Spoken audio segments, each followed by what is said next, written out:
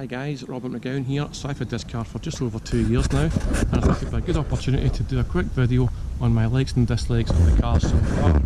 So here it is, a 2010 model, 987.2, 2.9 manual, and it's my second Boxster. I had a Boxster S some time ago, and I've also had a couple of 911s as well. So a wee bit of Porsche experience. Recently we did a tour of the Isle of Skye in this car, and we had a fantastic time. It was really good, albeit the weather was very changeable, you know, typical Scottish weather. We had sunshine 1 minute and then it was hailstones and, you know, like torrential rain and gale force winds, and you know, the weather really was extremes, but the car overall performed faultlessly, and it just proved itself to be what I knew already what it is. It's a very universal driving tool. It's got a lot of different sides to its character. It's a great tourer, I think. It's a great GT car, also a good sports car, and it handled all kinds of weathers, all kinds of conditions, all sorts of roads, really very well indeed. And if you're going to go a wee tour, the Porsche Boxster is a great car to do it in. As I say, typical Scottish weather, sunny 1 minute, raining the next, press the button and the roof goes up and down dead quick, so fantastic. So yeah, what I would say, I'm going to be completely transparent in this video. I'm going to be completely honest. Anyone who knows me will know I'm a big Porsche fan.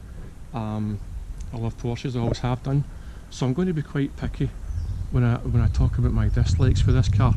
And when I say dislikes, I mean by no means deal breakers. I'm really splitting hairs and trying to kind of home in on things that I feel I could improve on this car, which could be improved by some subtle modifications, or even by simply buying a Boxster GTS, for example. But one of the things that I'm not crazy on is the feeling of the gear change. It doesn't feel sloppy, it just doesn't feel as tight and as taut as I would love it to feel, if you know what I mean. In these cars sometimes the gear cables can go on these cars, they can be a bit slack. It's a fairly common thing in this model of Boxster. In fact, these I've had the gear cables replaced before I bought the car, because it must have happened with this car as well. Even so, the gear change, and just to feel the gear knob as well, to be honest, it just feels a wee bit soft. Well, I think of Porsches, I like to think of heavily over-engineered, overbuilt, over-specified. I'm kind of the old school though. I'm thinking more about the kind of air-cooled models and how the philosophy was with those. And I can't help but compare it a wee bit to an air-cooled 911, which I've also got, but you can't really compare them. I mean, they're apples and oranges really, they're different animals. But you like what you like, and the gear change feel for me just feels like it could be more taut, a bit more solid, a bit more reassuring. And it feels sort of similar with other wee kind of a tactile, touchable things in the car, like the door handles, things like that. The overall feel of some of the switches, they're not bad quality, I don't mean to say that, they're good quality, they're better than most.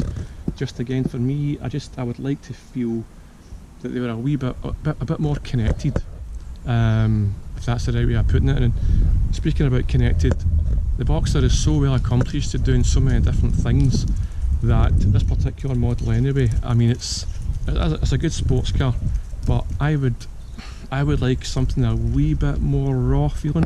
I've said this all along about Boxsters, that they're brilliant, they're really good, they're almost too good, they're so clinical.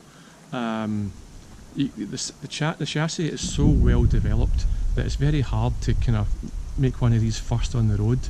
You know, you have to be trying really hard to lose it with this car. It can corner so well, it can drive so well. It's almost like a wee bit of its undoing in a way, and I don't mean that to be too dramatic, but it's almost too good, you know.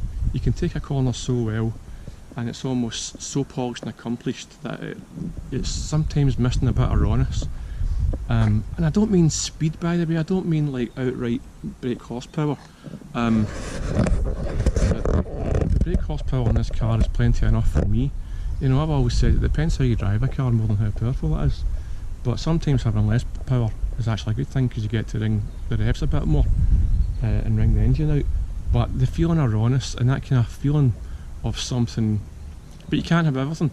If it was raw, it wouldn't be the great tourer that it is. So I understand completely what Porsche's tried to do by making it good at everything, and for that it really is good at everything. You know, you can't fault it. So again, I'm kind of picking at straws a wee bit here when I say that. Not really much else. I can't really think of too much else that I can off the bat that I don't like about it. Things that surprises me about this Porsche Boxster, and this isn't a dislike as such, just I noticed that the MPG isn't great. I don't know what it is. I mean, I've never actually worked it out. If you're driving a car like this, you're driving it spiritedly, you know, you're going to get, you'll be lucky to get, you know, early 20s, something like that. I've never really worked it out. You don't buy a Porsche to work out the fuel economy, really, do you? However, driving it alongside a 993, a 911 Type 993, which is a 3.6 engine, I did notice that they're both very similar in how they drink fuel. I would even say that this car's a little bit more thirsty than the 911, which is surprising to me. But you know, it's a much newer car, so there's obviously reasons for that. But it's not a dislike, it's just something that I noticed. The likes of this car are much easier to talk about. Looks. I love the looks, I love the hunchy rear end, a bit like the 550 Spider. Love the vents. I love the wee muscular curves in the front end design. I think it's a lovely overall design. It's very coherent and it will age well. I think it looks really good. Overall, I love how it drives. It's got a nice balance of power and usable power for me. I love how the roof goes up and down so quickly. I have had a 86 Targa Sport in a previous life, and I loved that as well, but having to stop on a lay-by to take the roof on and off could get a bit tiresome at times, I suppose. So push a button, the roof goes up, and that's really good. It's comfy inside. The seats. I quite like the look of the interior. I like how practical it is. It's got a front and rear trunk. You can carry quite a lot of stuff in there.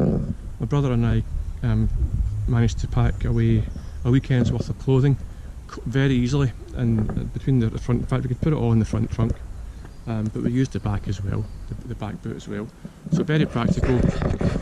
But the probably standout thing for me, I would say, is just how versatile this car is and how it can do so many different things very well indeed.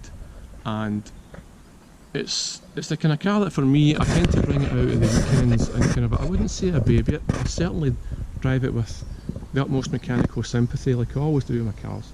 And I take care of it as best I can, so I'm always, you know, being really conscientious of that, and I look at it as best I can.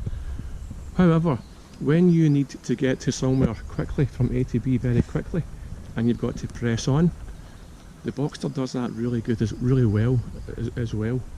When you've got to use that as a kind of driving tool, you know, no fuss, get you somewhere fairly quickly, the Boxster just does that. It's just, you know, it eats the miles, and it can be as fast or as slow as you want it to be.